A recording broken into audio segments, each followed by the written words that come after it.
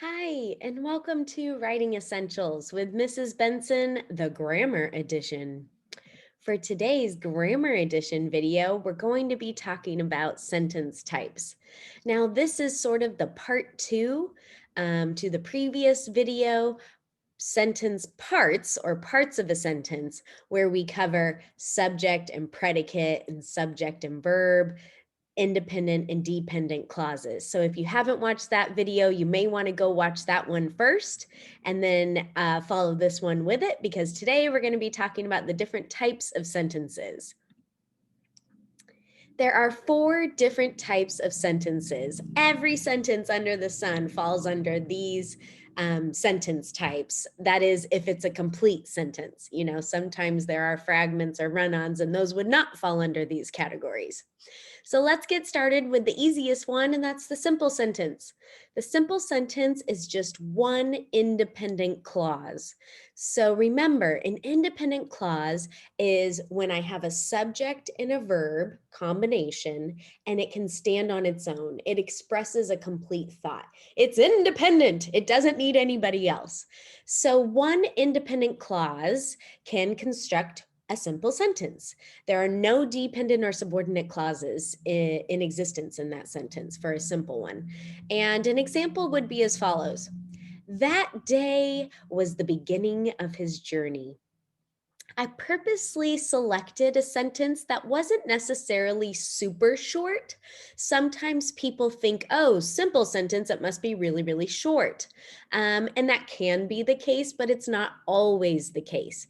You can have quite a few modifiers for a simple sentence. And modifiers are things like adjectives, adverbs, phrases that are attached to just one subject verb. So for example, in this sentence, the subject is day and the verb is was, but I have quite a few other elements going on. I have that modifying day. I have a modifier of his journey, a prepositional phrase modifying beginning. So I can have elements describing, or that's what modifying is, you know, giving more information about the subject or the verb. But when it comes down to it, was is the only verb in this whole thing. So I know I can't have more than just one clause, right? To have an additional clause, I would need an additional subject and verb. Talking about additional subjects and verbs, you can take that idea of a simple sentence, and if it's multiplied, meaning I have more than one independent clause, then I have what's called a compound sentence. So a compound sentence is 2 or more independent clauses with no dependent clauses whatsoever. Okay, so that looks like this. Well, here's an example, I should say. Life would never be the same again, and he knew it.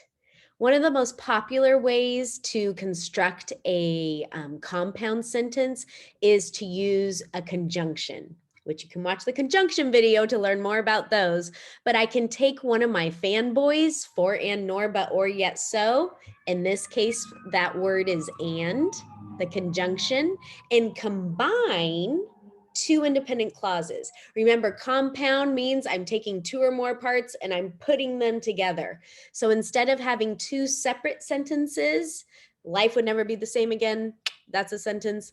He knew it, that's a sentence. I decide to put them together and form a compound sentence. All right, now we can up the sophistication level in the dynamics of our writing if we're aware of these 2 other sentence types. And that third sentence type is the complex sentence. So we know what an independent clause is. It's a subject and a verb combination that expresses a complete thought and can stand on its own. If I take a dependent clause, which is again a subject verb combo, contains a subject verb combo and any other modifiers with it, but can't stand on its own. It's dependent and very needy of an independent clause. If I put those 2 together, then I have what's called a complex sentence, okay? So I have one piece of the sentence that needs to grab on to the main piece of the sentence, okay? So that complex sentence looks like this. When he realized this, Daniel decided he wouldn't stop until he reached his goal. So this is kind of a longer sentence, right? And you can see with the definition that a complex sentence has one or more dependent clauses or subordinate clauses. Here I have two. When he realized this, see how he and realized is a subject verb combo. And then I also have the subordinate clause until he reached his goal. He is a subject and reached is the verb. So when he realized this, can't stand on its own. Until he reached his goal, can't stand on its own, but they both have a subject and a verb within them, right? So those are two dependent clauses. And then I have an independent clause. Daniel decided he wouldn't stop. And so Daniel is a subject, decided is a verb, and it expresses a complete thought, right? Daniel decided he wouldn't stop. So that's an example of a complex sentence. I have not only the independent clause, which can stand on its own, but I have some added dependent clauses that give more context and more information about that independent clause. And let me give you a little writer's tip. Your independent clause is your power position. You want to put your big idea, your most important idea, in the independent clause, because everything that's subordinated, just like the word subordinate, kind of what it represents and stands for, it seems less important. It seems more forgetful or not as significant. But what's in the independent clause, that's the power spot. That's the position that you want to put your most important information. So you just want to keep that in mind when you're constructing your sentences and you're using dependent clauses. Know that the dependent clause is great and I'm still going to read it, but it just subconsciously is a little bit less significant than what we put in the independent clause.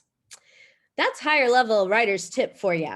And last but not least, the compound complex sentence is when I have one or more subordinate clauses. So same as the last one, same as a complex sentence, but then there's just the added element of making it also like the compound sentence. So I put those two together.